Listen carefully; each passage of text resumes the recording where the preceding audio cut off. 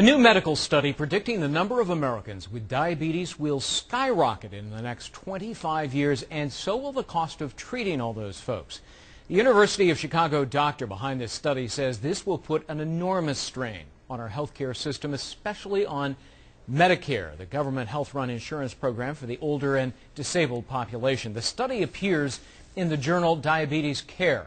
It forecasts the number of people with diagnosed and undiagnosed diabetes will nearly double from about 24 million to 44 million in the year 2034, increasing the cost of care to $336 billion a year. That's 3 times what it is today. With me now, Fox News medical contributor, Dr. Mark Siegel. Doctor, double the number of diabetes cases. Why?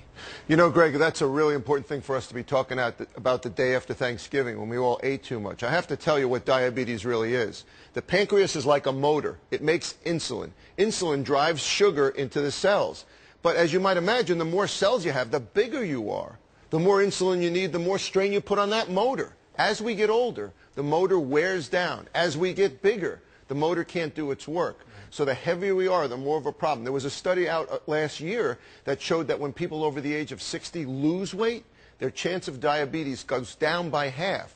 Very important that we lose weight and that we exercise. Exercise, yeah. And we're probably talking about type 2 diabetes linked to obesity. What's the solution here? Exactly. Beyond diet and exercise, or maybe give us some additional tips on that. Well, the other thing I want to talk about before I get to solutions is it's enormous to consider that it's not just $300 billion in 25 years. That's just for the diabetes care. Right. Diabetics get strokes, they get heart disease, they get depression, they get all kinds of medical problems. Triple that, and you'll get more of an idea of the number. And we have a one-size-fits-all health reform coming up. We're not going to be able to pay for it. Now, the obvious answer is, how about some incentives for losing weight? How about some incentives for exercising?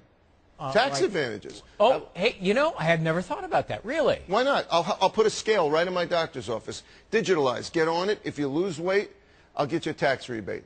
Or how about the same thing with exercise? Why can't we give tax rebates for going to a gym? Sounds like a novel approach. I've never heard that before.